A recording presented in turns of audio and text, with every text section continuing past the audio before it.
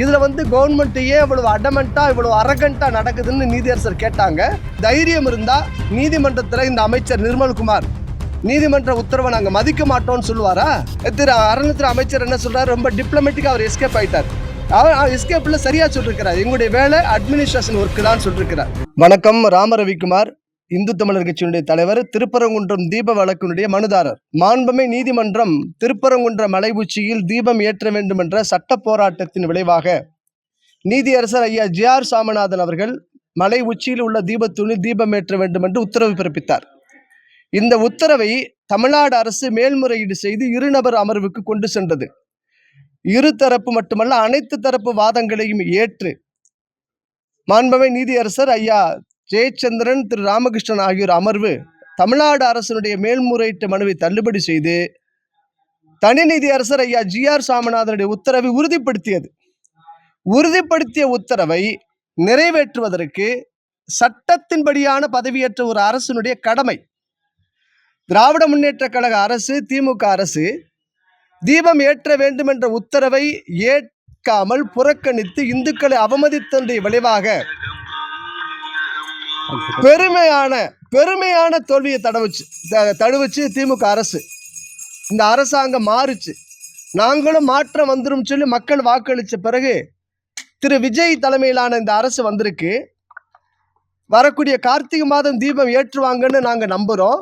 கடந்த வழக்கு விசாரணையின் போது தமிழ்நாடு அரசுடைய நிலை என்ன?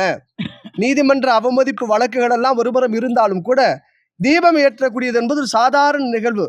இதுல கவர்மெண்ட்டையே இவ்வளவு அடமெண்டா இவ்வளவு அரகண்டா நடக்குதுன்னு நீதியரசர் கேட்டாங்க.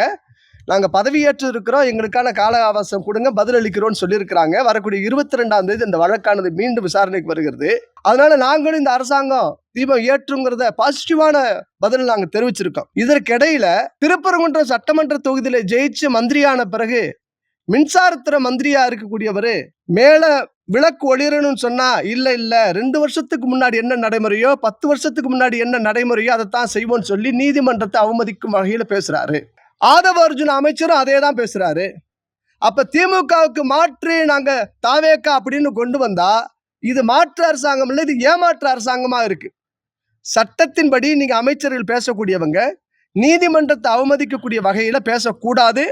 அதை நீங்க தைரியம் இருந்தா நீதிமன்றத்துல இந்த அமைச்சர் நிர்மல்குமார் நீதிமன்ற உத்தரவை நாங்க மதிக்க மாட்டோம்னு சொல்லுவாரா?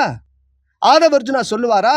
இந்த கம்யூனிஸ்ட், காங்கிரஸ், விடுதலை சிறுத்தை இந்த பொய்க்கால் முட்டு கொடுத்து ஆதரிச்ச காரணத்தினால பெரும்பான்மை மக்களுடைய உணர்வுகளை மதிக்காமல் துச்சமன மிதிக்கக்கூடிய இந்த அரசை நாங்கள் நீதிமன்றத்தின் வழியாக சட்டத்தின்படி நிச்சயமாக எதிர்கொள்வோம். ஆனால் இருக்கக்கூடிய உத்தரவுக்கு தடையாக இருக்கக்கூடிய அந்த எதிர்வினை சக்திகள் அமைதியாக வேண்டும், எதிராக இருக்கக்கூடாதுங்கிறதுக்காக நாங்கள் இன்னைக்கு வேல் வழிபாடு செஞ்சிருக்கிறோம். எதிரிகளை அழித்து வல்லமை கொடுக்கக்கூடிய அந்த வேல் சுப்பிரமணிய சாமி கடவுளுக்கு திருப்பரங்குன்றத்தில் சமர்ப்பிக்கப்படும். அனைத்து மக்களுக்கும் சமமாக இருப்போம், என்னது எல்லா உயிருக்கும், அப்படி பிறப்புக்கும் எல்லா உயிருக்கும் சொல்லி முதலமைச்சர் விஜய் சொல்றாரு. ஆனா இந்துக்களுடைய உணர்வுகளை மிதிக்கக்கூடிய போக்கு செய்வது என்பது ஏற்புடையது அல்ல. திரு அறநிலையத்துறை அமைச்சர் என்ன சொல்றாரு? ரொம்ப டிப்ளமேட்டிக்கா அவர் எஸ்கேப் ஆயிட்டார். எஸ்கேப்ல சரியா சொல்லிருக்கிறார். எங்களுடைய வேலை அட்மினிஸ்ட்ரேஷன் ஒர்க் தான் சொல்லிருக்கிறார். நிச்சயமா இந்த வழிபாட்டில் அவங்க தலையிடக்கூடாது. குறிப்பாக திருப்பரங்குன்றம் அந்த ட்ரஸ்டீஸ் இருக்காங்கல்ல, அறங்காவலர் குழு, இது சேகர் பாபுவால் மீண்டும் எக்ஸ்டென்ஷன் செய்யப்பட்டவங்க. இந்த அறங்காவலர் குழு கலைக்கப்பட வேண்டும். திமுகவில் இருக்கக்கூடிய, திமுக அரசால் நியமிக்கப்பட்ட தமிழ்நாடு முழுக்க இருக்கக்கூடிய அறங்காவலர் குழுக்கள் கலைக்கப்பட வேண்டும் என்பதும் எங்களுடைய பிரார்த்தனையா இருக்கு. ஓகே.